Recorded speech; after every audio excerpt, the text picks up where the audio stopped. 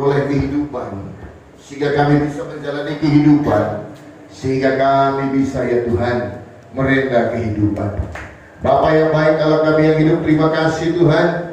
Hari ini Tuhan sudah tibakan kami semua bersama memuliakan dan memuji nama Tuhan. Kami memasuki tahun yang baru, tahun 2021 Tuhan. Kami tidak tahu apa yang akan terbentang di depan kami, tapi kami percaya kalau Tuhan pilih kami, maka Tuhan Engkau persiapkan segala sesuatunya atas kami. Pemeliharaanmu tetap teguh bagi kami. Karena itu Bapa, hari ini kami ingin diteguhkan oleh kebenaran firman-Mu. Kami rindu firman-Mu menjadi pesan bagi kami di awal tahun ini, di dalam mengarungi hari-hari yang panjang di depan kami. Biarlah Engkau berbicara melalui hamba-Mu. Engkau Tuhan yang menyampaikan kebenaran firman itu melalui hamba-Mu. Terima kasih Bapak, kami percaya urapan dari Tuhan yang sudah turun melalui hamba-Mu dan atas semua kami. Hari ini Bapak, terberkatilah firman-Mu oleh karena pengurapan-Mu. Kami sambut berkat firman-Mu dengan ucapan syukur dalam nama Putra-Mu yang kudus, Yesus Kristus, Tuhan dan Juru Selamat kami yang hidup. Kita yang percaya dan siap dengan firman Tuhan, sama-sama kita katakan amin. Haleluya. Selamat tahun baru buat kita semua. Selamat tahun baru. Iya, puji Tuhan. Hari ini kita lengkap sekali ya. Sudah lengkap semua. Mungkin ada yang sudah kembali dari liburannya, dari pulang kampung dan sebagainya. Puji Tuhan, semua dalam keadaan sehat, semua dalam keadaan kuat. Itu berkat Tuhan yang luar biasa di dalam kehidupan kita semuanya. Bapak Ibu yang terkasih dalam nama Tuhan Yesus Kristus, kita sudah menyeberang di tahun yang baru. Kita tahu 2020 tahun yang cukup berat, mungkin bukan hanya bagi saya, tapi bagi mostly every human in the world. Semua manusia di dunia ini merasakan masa-masa yang berat, masa-masa yang cukup tangguh untuk dilalui di tahun 2020. Siapa yang tahu di tahun 2021 masa depan adalah milik Tuhan. Tetapi yang kita mau percaya, yang kita mau imani, kalau apapun masanya, bagaimanapun tahunnya, apapun yang belum terjadi, kita punya Tuhan yang mengasihi kita, yang akan memelihara kehidupan setiap kita. Amin. Bapak Ibu yang terkasih, saya masih selanjutkan dalam seri, kalau saya bilang ini seri buat saya untuk mengenang orang tua saya, ya, yang sudah meninggalkan kami semua di hari Natal yang lalu. Kira-kira 2 hari yang lalu saya ke rumah, lalu kemudian saya dipanggil mama. Bapak itu selain buku saat teduh, dia punya buku perenungan untuk 1 tahun. Dan ini akan diulang-ulang bertahun-tahun. Mungkin buku ini sudah ada umurnya 8 tahunan lah dipegangnya. Jadi saat itu adik saya yang nomor 2 juga ikut. Lalu dia bilang, Bang Sep, apa nih? Ada loh rupanya dicatat Bapak di buku renungannya untuk pendeta Joseph Wang Parang. Saya lihat, sama mama saya pun ada juga. Cuma sama kami juga yang ada. Jadi Bapak itu memang hobinya nulis, baca.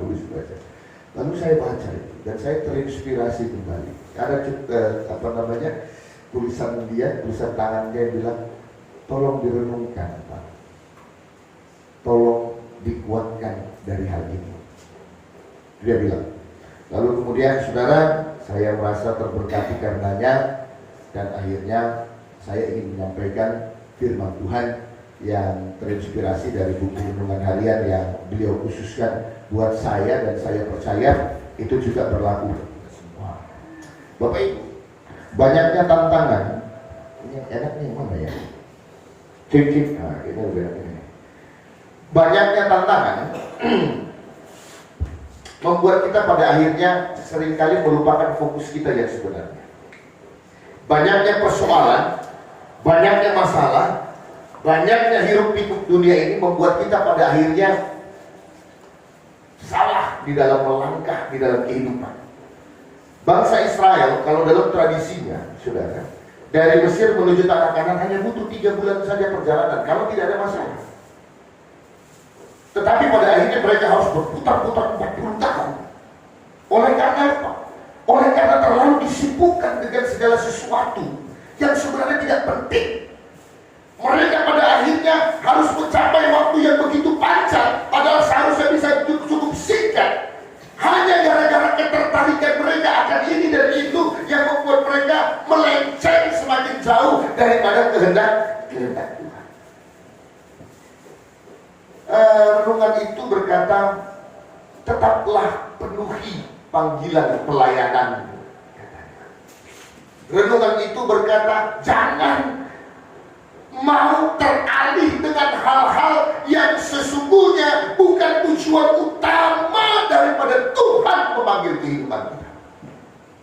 Bapak Ibu, dasar firman Tuhan untuk kita semuanya hari ini saya ambil dari kitab 2 Timotius pasalnya yang pertama ayat 6 sampai dengan ayatnya yang ke-12. 2 Timotius 1 ayat 6 sampai 12.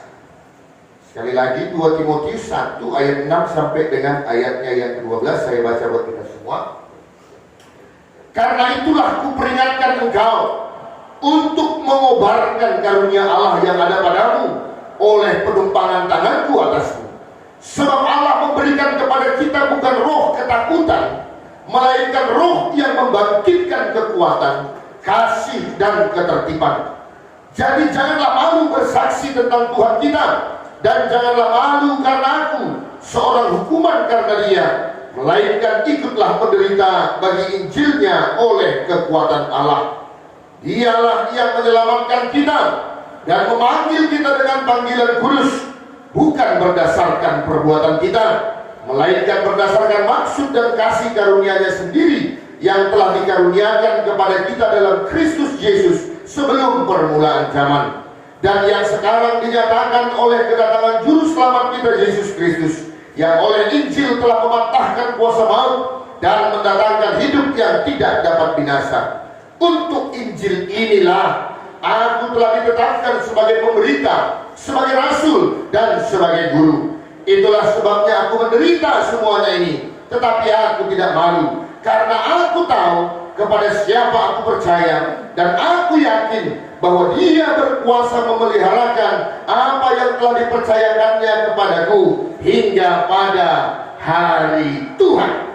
Saudaraku yang terkasih, surat yang dituliskan oleh Rasul Paulus saat dia ada di penjara di Roma untuk anak rohani yang sangat dikasihnya, yaitu Timotius.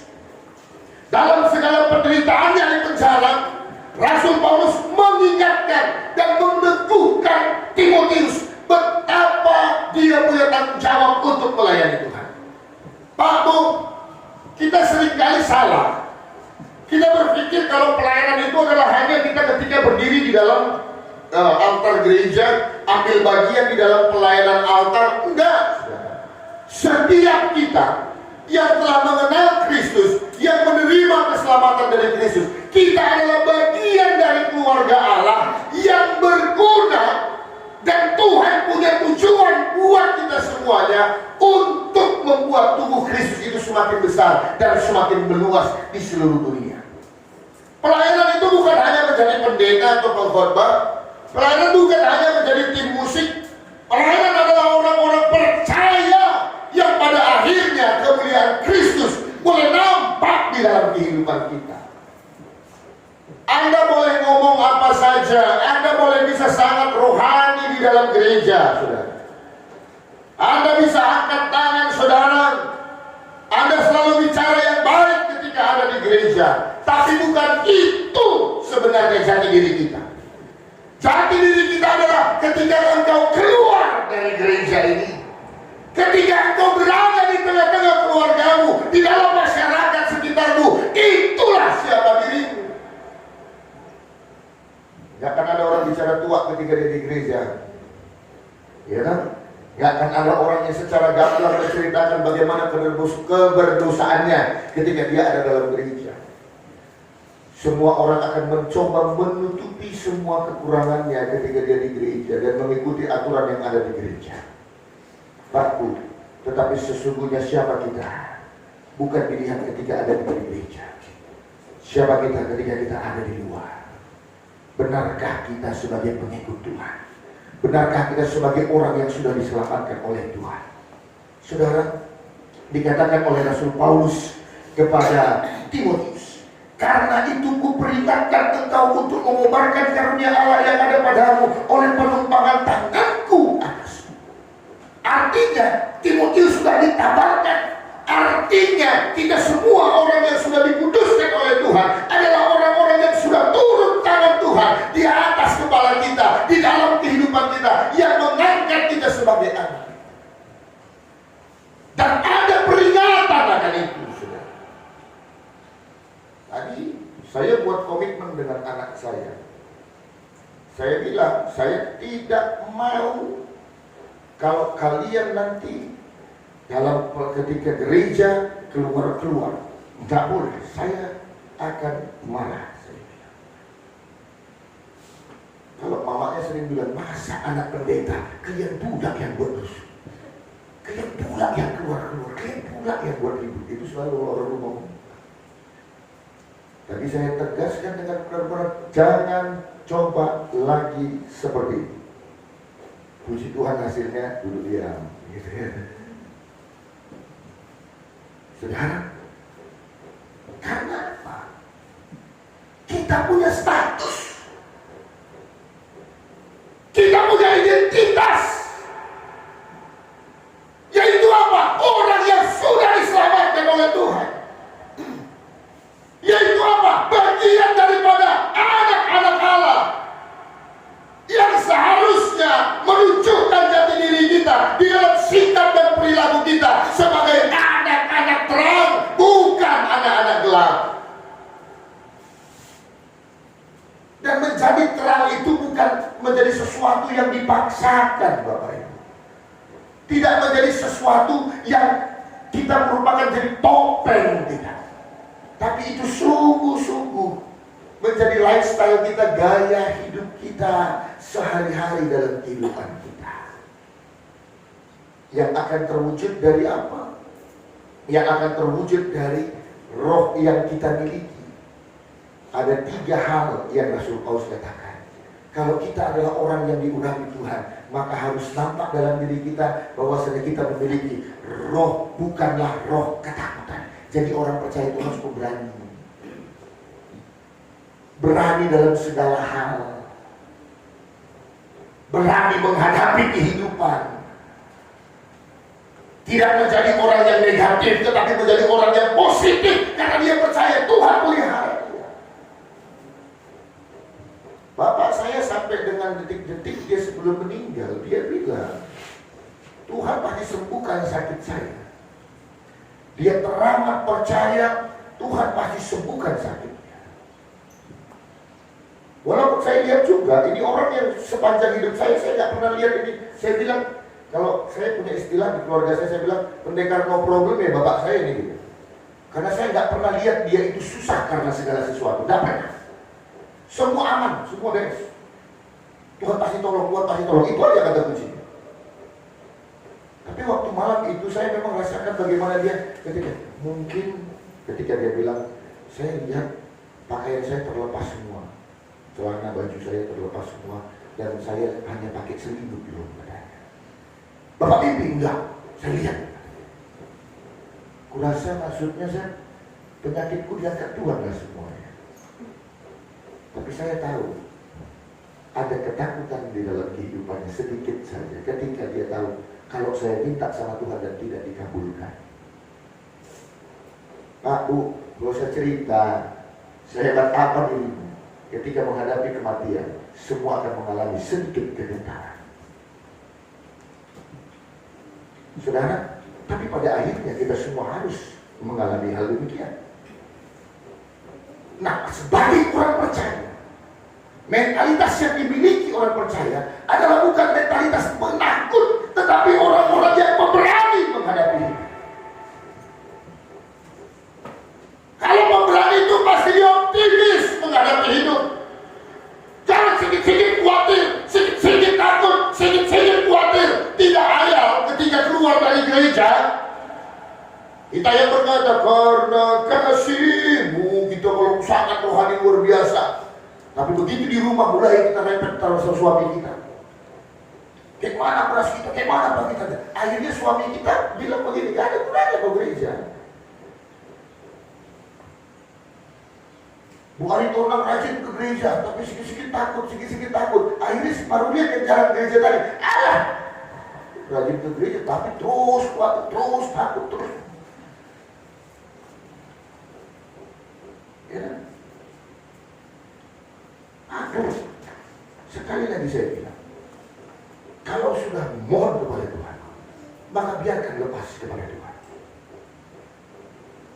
Sekali lagi contoh ilustrasinya.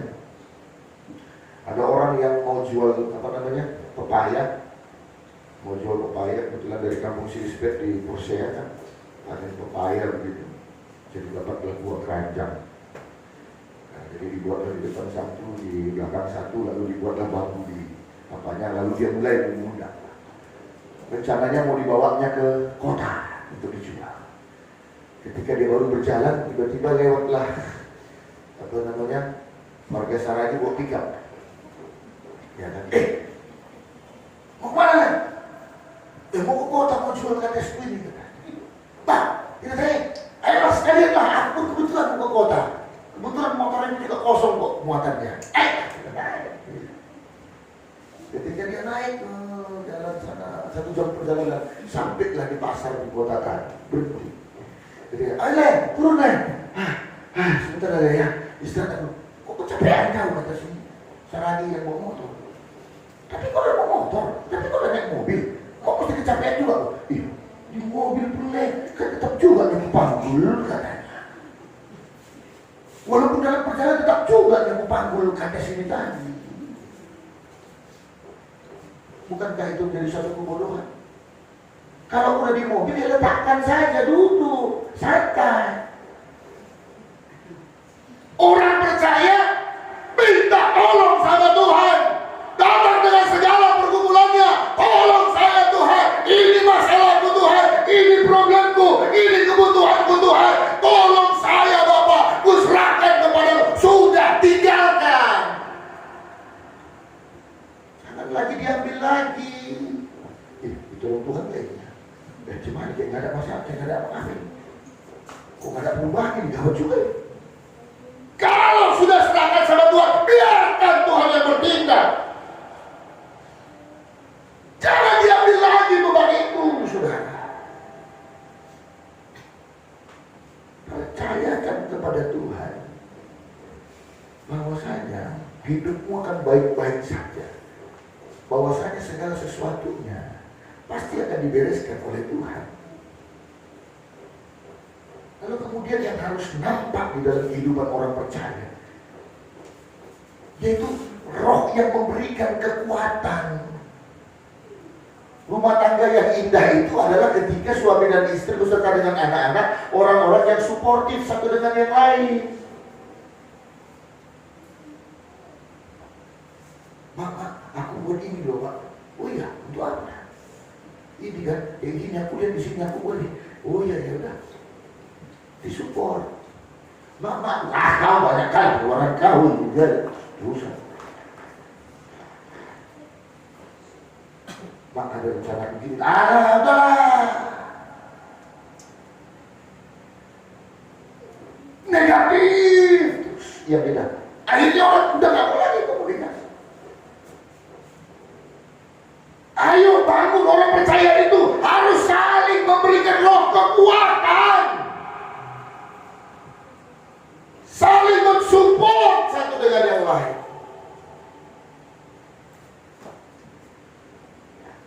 Karena apa? Ini yang dibutuhkan orang-orang saat ini, saudara. Betapa banyak orang yang sekarang gentar dengan luar biasa. Belum lagi dilalui baru 9 hari, sudah ada lagi kita dengar semalam pas ada pesawat yang hilang kontak, kita tidak tahu keberadaannya. Betapa banyak derai air mata, betapa banyak musibah-musibah, kita tidak tahu apa lagi yang terjadi besok, lusa dan sepanjang tahun ini. Karena itu orang percaya harus hadir menjadi orang-orang yang memberikan kekuatan.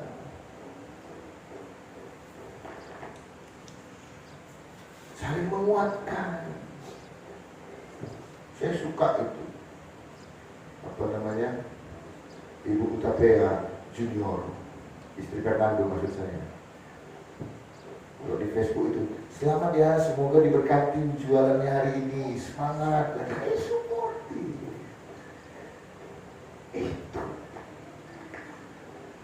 Ininya. Kita hanya berkata yang negatif. Ada berkat pun kurang. Kok cuma segini? Kok cuma ini? Masih banyak lagi yang lain. kita nggak mau bersyukur atas segala sesuatu yang terjadi pada kita, maka kita nggak bisa bersyukur akan hal yang besar juga. Kita nggak akan nampak itu semua, saudara. Orang percaya harus punya roh yang memberikan kekuatan satu dengan yang lain. Itu sebabnya saya bangga. Waktu orang tua saya semalam kemarin itu meninggal, saya lihat jemaat saya hampir semuanya hadir. Saya bangga sebagai gembala. Orang-orang yang mengasihi saya, orang-orang yang mengasihi keluarga saya. Bapak Ibu yang terkasih, ayo, ketika kita mulai memberikan kekuatan buat orang dengan sendirinya, kita juga akan dikuatkan. Ketika saya setiap kali berkhotbah menyampaikan firman Tuhan, saudara tahu, yang terkhotbah juga saya sendiri. Dan saya akan belajar untuk melakukan seperti yang saya firmankan, yang saya sampaikan. Karena itu mari, ayo berlomba-lomba. Banyak orang yang bersedih nih, Bapak Ibu. Banyak orang yang kalau udah pemikirannya mau pendek, bunuh diri aja rasanya. Banyak sekali saudara kita seperti hadir untuk berikan kekuatan. Jangan nggak mau tahu akan sekeliling kita. Jangan orang yang nggak punya sensitif terhadap sesama kita. Terlalu kepo nggak baik, tetapi kepo juga perlu, saudara.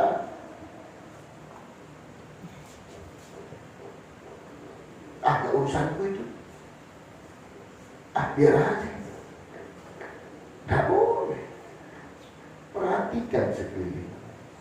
Berikan kekuatan, support orang-orang di sekeliling. Kemudian harus memancarkan kasih dan juga ketertiban. Orang percaya itu gak bisa buat rusuh, saudara. Orang harus merasa damai ketika kita ada. Kalau ada orang bilang, saya orang rohani, saya pelayan di gereja, tapi tiap kali dia datang, orang merasa muak lihat dia. Nggak yakin aku dia itu orang rohani. Betul? Standar saya begitu saja. Walaupun embelnya si tua, bohong segala macam panjang mungkin dengan label-label teologianya, tapi tiap kali dia datang, orang merasa, kawan bilang, kalau saya bilang dia, kalau datang dia orang pergi. Saya nggak yakin kalau dia itu adalah orang rohani. Karena apa? Firman Tuhan berkata, yang terpancar dari kita adalah roh yang penuh dengan kasih dan membawa ketertiban. Kalau kita pelayan di gereja tapi rumah aja kita ribut terus, ada yang salah dari dirimu. Kalau kita orang yang rajin ke gereja tapi kita perang terus di rumah kita, ada yang salah. Karena roh yang diberikan Tuhan itu adalah roh yang kasih dan ketertiban. Ada ketenangan, ada damai sejahtera, bicaranya baik, bicaranya menyenangkan, semua punya komunikasi yang baik. Saudaraku, dan Tuhan mau katakan, kalau di dalam panggilan pelayanan kita itu gak semuanya akan berjalan dengan mulus. Kita harus juga masuk ke dalam penderitaan. Saudara tahu yang paling mengesalkan saya sampai saya berhenti pada satu titik ketika orang tua saya dalam kondisi yang gawat. Saya sempat bilang begitu. Ya, saya memang komunikasi begitu karena saya merasa selalu dekat dengan Tuhan. Tuhan, saya berdoa untuk jemaat saya yang tidak ada di tempat, yang ada di Malaysia sana, dengan video call, dari mulutnya sudah keluar darah, dari bawah sudah keluar darah, dan dokter bilang, there is no hope, tidak ada harapan lagi. You buat mana yang you buat mau buat.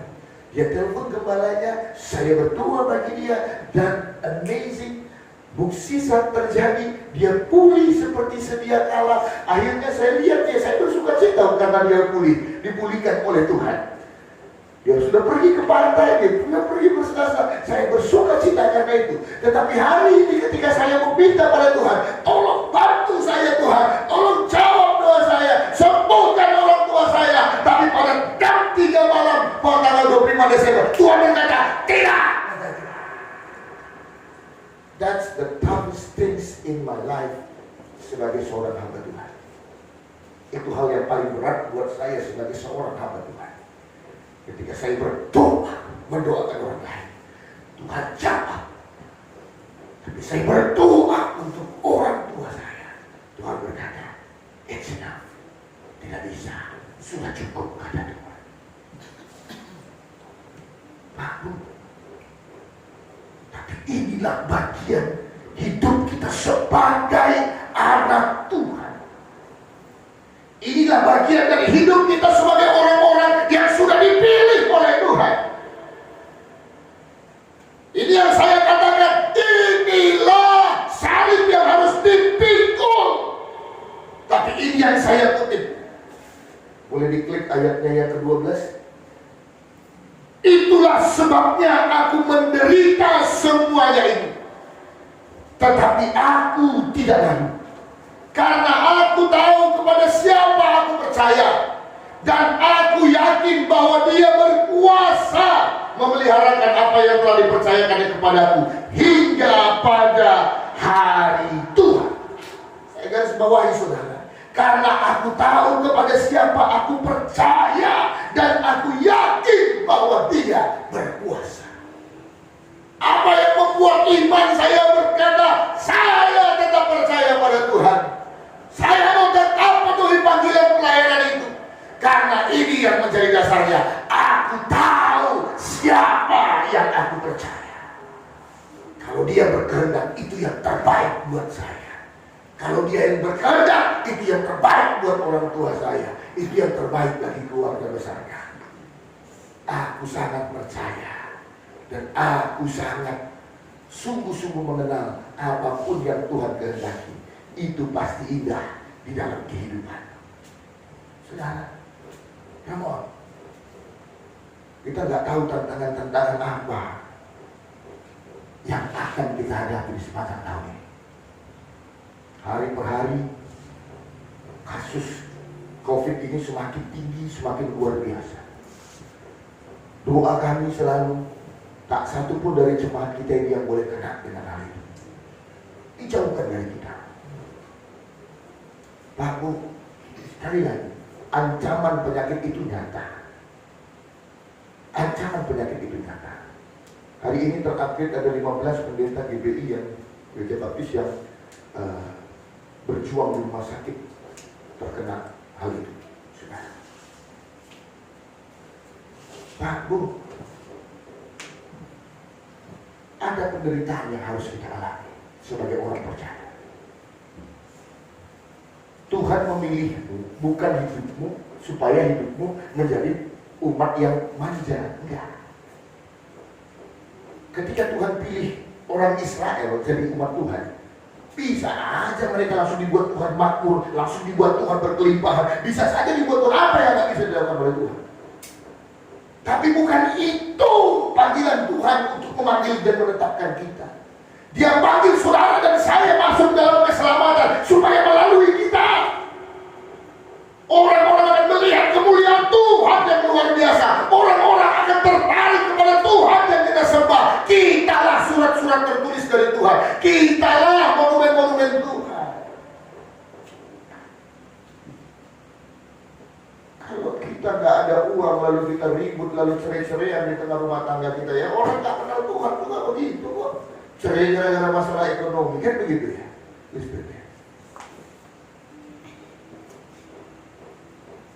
Ya, ngapain capek kali ke gereja kalau cuma ribut hanya gara-gara masalah keuangan?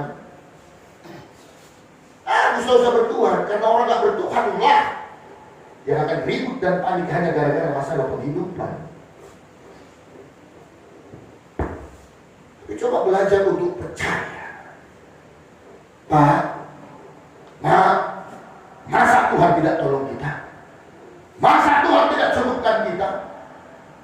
Kita ini hamba Tuhan loh. Kita ini orang yang abad-abad pada Tuhan. Tuhan pasti pelihara. Imani dan lihat bagaimana Tuhan memberikan pertolongan di dalam kehidupan kita. Jadi sebagai orang percaya kita juga menderita. Tapi dalam penderitaan itu sebagai ujian buat kita untuk memurnikan iman kita, bahwasanya kita harus meyakini kepada siapa kita percaya. Kita harus berani meyakini hidup kita sudah digaransi oleh Dia yang berkuasa atas kehidupan kita. Tak satu pun rela ditinggalkan orang yang dikasihnya. Tak satu pun rela mengalami kerugian. Tak satu pun rela mengalami yang namanya kesialan. Tapi kalau itu boleh diizinkan Tuhan, maka itu belajar, itu merupakan ajaran buat kita. Hei, kamu percaya gak kepadaku dalam masa yang sulit? Kamu mau tetap setia gak kepadaku dalam masa yang susah? Kamu berani gak untuk tetap berjalan dalam panggilanmu di dalam segala kesulitan? Dan lihat saudara, perhatikan saja. Hidup ini seperti lembah, seperti yang ada di dunia. Akan ada lembah yang curam. Tapi sehabis lembah, biasanya pasti ada puncak. Hidup ini demikian. Sehabis air mata, maka akan ada sukacita. Sehabis penderitaan, akan ada keringanan.